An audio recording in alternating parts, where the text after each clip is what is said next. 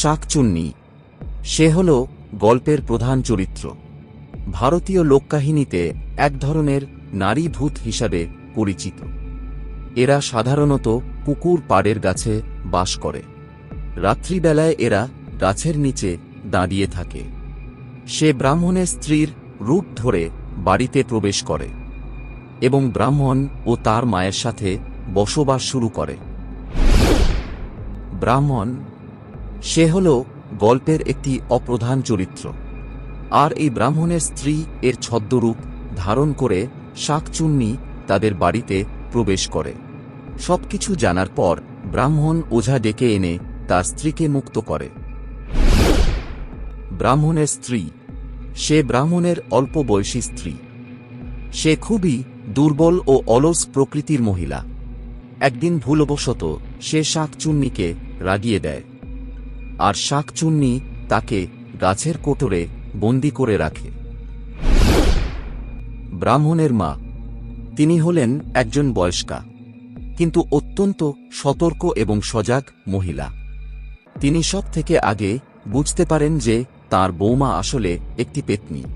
তিনি তার ছেলেকে এই কথাটি জানিয়ে উপস্থিত বুদ্ধির পরিচয় দেন। ওঝা বা তান্ত্রিক, তিনি হলেন একজন ভূত তাড়ানোর সিদ্ধিপ্রাপ্ত তান্ত্রিক। তিনি শাঁকচুন্নীকে ব্রাহ্মণের বাড়ি থেকে তাড়িয়ে ব্রাহ্মণ ও তার পরিবারকে রক্ষা করেন।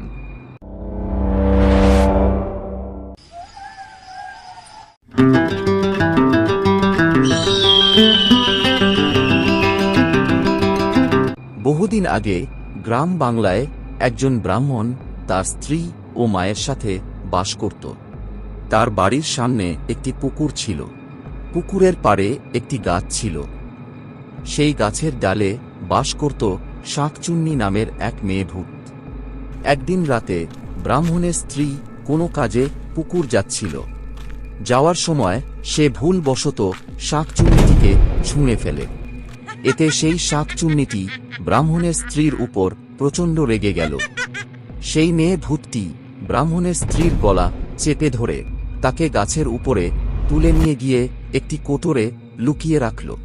ব্রাহ্মণের স্ত্রী সেই কোটরে অজ্ঞান হয়ে প্রায় মৃত অবস্থায় পড়ে থাকল। আর সেই শাঁকচুন্নীটি ব্রাহ্মণের স্ত্রীর রূপ ধারণ করল আর তারপর ব্রাহ্মণের বাড়িতে প্রবেশ করল। ব্রাহ্মণ কিংবা তার মা কেউই ধরতে পারল না যে সে ব্রাহ্মণের আসল স্ত্রী নয়, বরং সে হল একটি শাঁকচুন্নী। কিন্তু পরের দিন ব্রাহ্মণের মা তার পুত্রবধূর মধ্যে কিছু পরিবর্তন লক্ষ্য করে। তিনি আগে দেখেছেন যে তার পুত্রবধূ রোগা ও শারীরিকভাবে দুর্বল হওয়ায় কাজ করতে অনেকটা সময় লাগাত, কিন্তু এখন সে হঠাৎ করে কেমন যেন সক্রিয় হয়ে উঠেছে। সে খুব অল্প সময়েই ঘরকন্যার সব কাজ করে ফেলছে। প্রথম দিকে এটা দেখে শাশুড়ি খুবই খুশি হলেন, কিন্তু ধীরে ধীরে তার চমক বাড়তে লাগল। খুব অল্প সময়ে সে সব রান্নাবান্না সেরে ফেলছে। যখন শাশুড়ি মা পাশের ঘর থেকে কিছু আনতে বলতো, তখন তার যেটুকু সময় লাগার কথা তার থেকে অনেক দ্রুত সেটি নিয়ে আসত। তিনি ভাবলেন, একজন মানুষের পক্ষে এত তাড়াতাড়ি কাজ করা কোনোভাবেই সম্ভব নয়। একদিন হঠাৎ শাশুড়ি মা যখন তার বৌমাকে অন্য ঘর থেকে একটি পাত্র আনতে বললেন, তখন অজ্ঞাতসারে সে তার হাতটিকে অসম্ভব লম্বা করে পাশের ঘর থেকে পাত্রটি নিয়ে এলো। এটা দেখে ব্রাহ্মণের মা তো ভীষণ অবাক হলেন এবং সঙ্গে সঙ্গে খুব ভয়ও পেলেন। তিনি বুঝতে পারলেন যে তার বৌমা আসলে কোনো সাধারণ মানুষ নয়। এরপর থেকে তিনি গোপনে তার বৌমার উপর নজর রাখতে শুরু করলেন। একদিন তিনি বাড়িতে আগুন জ্বলতে দেখে অবাক হয়ে গেলেন। আমাদের বাড়িতে জ্বালানির জন্য তো কোনো কাঠ ছিল না, আর বৌমা কাঠ আনতে বাড়ির বাইরেও বেরোয়নি। তাহলে আগুন জ্বলছে কিভাবে? যাই গিয়ে দেখি তো কিভাবে এটা হচ্ছে।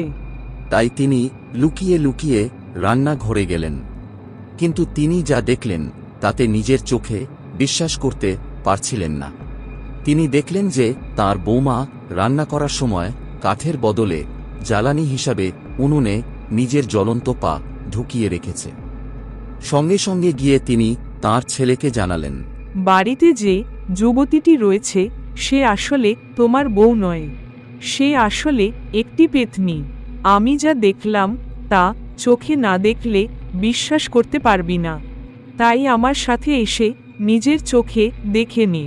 ব্রাহ্মণ তার মায়ের সাথে গিয়ে নিজের চোখে সব দেখল। এরপর ব্রাহ্মণ এক ওঝাকে তাদের বাড়িতে নিয়ে এলো।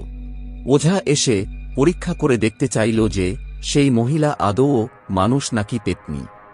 ওঝা এক টুকরো হলুদে আগুন ধরিয়ে সেই পেতনির নাকের নিচে ধরল, কারণ কোনো ভূত পোড়া হলুদের গন্ধ সহ্য করতে পারে না। আর তাই সেই শাঁকচুন্নিটি চিৎকার করে সেখান থেকে পালিয়ে গেল। এটা দেখে ওঝা বলল, এই মহিলা নিশ্চয় কোনো ভূত, অথবা এর উপর নিশ্চিত কোনো ভূত ভর করেছে, তাই সে পোড়া হলুদের গন্ধ সহ্য না করতে পেরে পালিয়ে গেল। যাও ওকে ধরে নিয়ে এসো। এরপর সেই শাঁকচুন্নিকে ধরে আনা হলো। ওঝা চটি দিয়ে শাঁকচুন্নিকে বেদম পেটাতে পেটাতে জিজ্ঞেস করল, বল তুই কে, আর ব্রাহ্মণের স্ত্রী কোথায় আছে?